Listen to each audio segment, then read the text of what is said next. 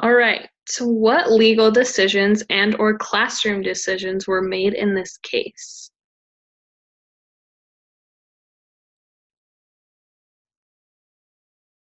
Well, she was put into a special education classroom full-time.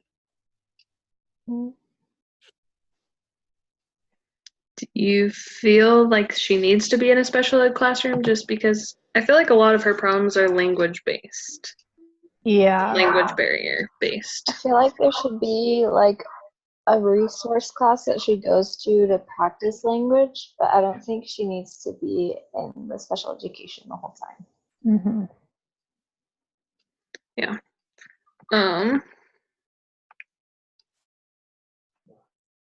Were there any legal decisions made for her?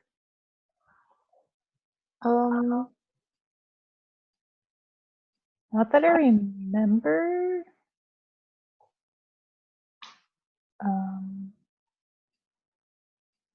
I don't think so. I mean, besides them like having the IEP meeting, but Okay. What procedures illustrated best practice, or less than best practice? I know that she had someone that would sit with her for 2 hours every day and help her with the language barrier, but that didn't seem to be enough help. Mm-hmm. I don't know if that's a practice. And I don't know if this would be considered a practice or like a less best practice, but having her in like this special education classroom full time, I'm not really sure like what they are meaning by practice. Yeah, I mean, she is in a special needs classroom, and I think it will help, but she also will lack more in communicating with her peers if she's in a special ed classroom all the time. Yeah. So she won't get that interaction with them. So she needs to learn English. Yeah, it's a problem for her. Was the assessment consistent with appropriate ethical conduct expected from professionals? as far as like psychological testing goes, like because they said that they did a psych evaluation by the school psychologist. Mm-hmm. Is that like kind of extreme for the case because it was mostly just a language thing, or did she have like other problems that like I don't I know. mean, I don't know, like, because I think it said that she suffered from like neglect, cultural, educational, medical deprivation, and stuff like that Oh, that's in true. Mexico.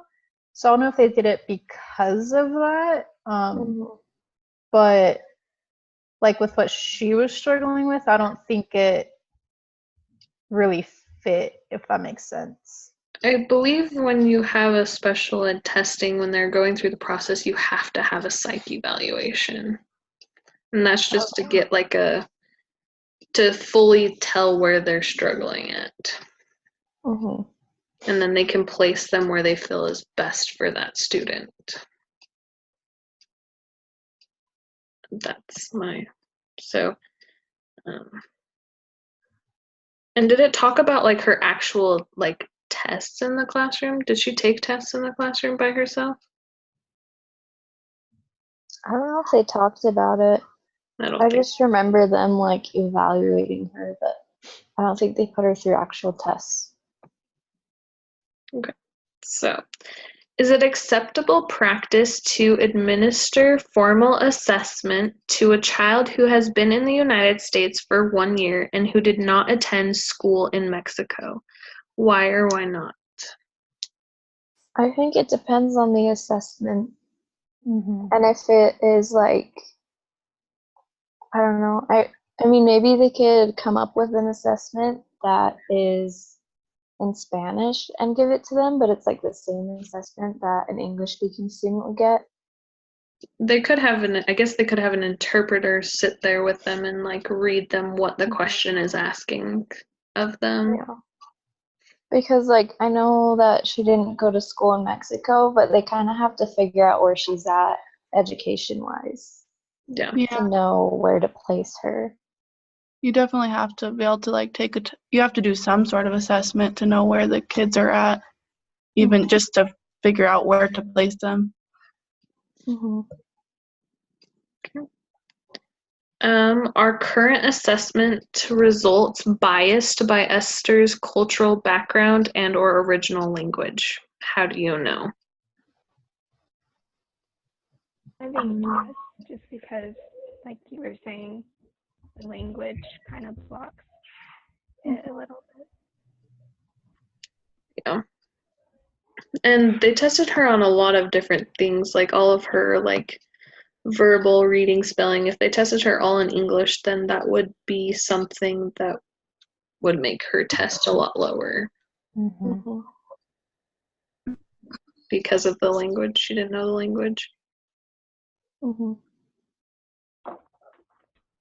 So, based on the assessment information, describe Esther's current level of functioning. So, I believe they put her in a second grade classroom, but I don't think she's functioning that high in a lot of her areas. Mm-hmm. Yeah, I think she's still pretty low on them. I feel like her case is kind of hard because it's like she didn't go to school in Mexico. She kind of has to start from the bottom and build up from all of it. Mm-hmm. Yeah, and she does grasp a lot of the concepts. She just can't write, and like verbally she can speak certain things, but she can't write them down, which will affect her writing. Does Esther have the disability of mental impairment? If so, what evidence supports this conclusion? If not, why not? I think it's possible because they said even in Spanish she has a hard time communicating and, expressing herself. It also said that that was like a cultural children are seen not heard thing, that it was just kind of a learned thing. Yeah, that could be a factor in how she communicates. And then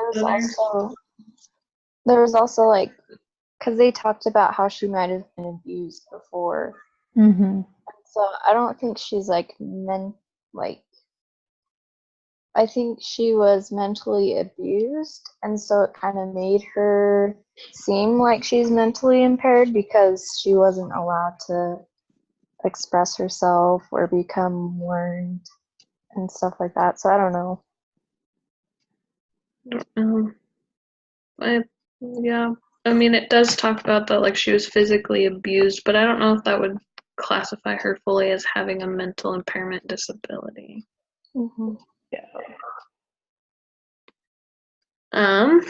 Describe what you know about Esther's original cultural and language background.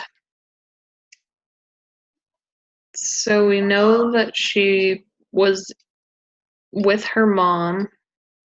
It doesn't seem like her mom was very stable. She had a lot of different boyfriends and abused her, which makes a big impact on a child. And then she was put into an orphanage. Do we know what happened to her mom? Why she was put into an orphanage?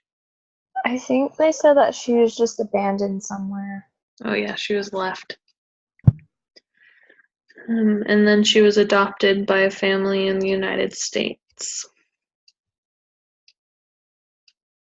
But we do know that while she was in the orphanage, she had to take care of the younger kids in the orphanage.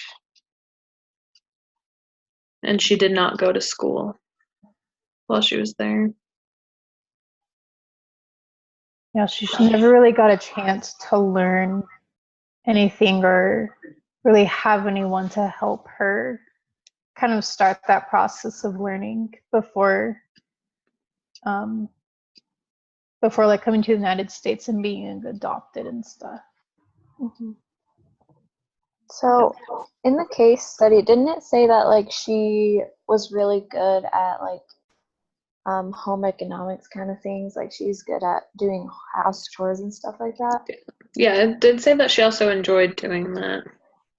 So I feel like that would kind of eliminate like mental impairment, because I feel like a person that's mentally impaired would need help with stuff like that too, wouldn't they?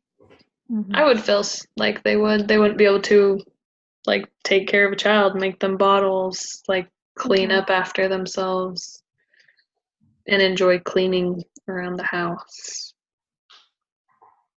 Yeah, that is a good point. Describe what you know about Esther's assimilation into her adopted culture and language.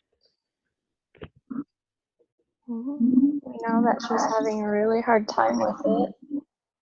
It seems like. They did say that with the house cleaning, they had to give her very simplistic like directions on what they were wanting her to do for her to understand it. It didn't really talk a whole lot about her relationship with her new adoptive brothers. But it seemed like the parents were really supportive and wanted what was like what they can to help her.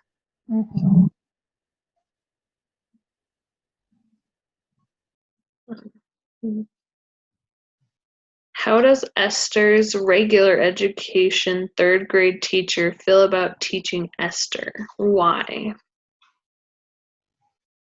Well, she sent the parents a note, didn't they, or the letter in the mail. And Yeah. she talked about how she wanted to give her more one-on-one time, but she wasn't able to. Yeah.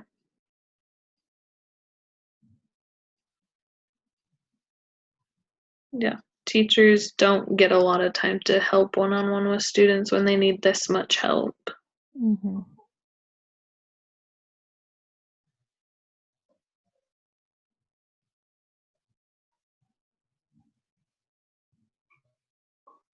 It also said that she feels like she lacks the knowledge that she needs in order to help Esther.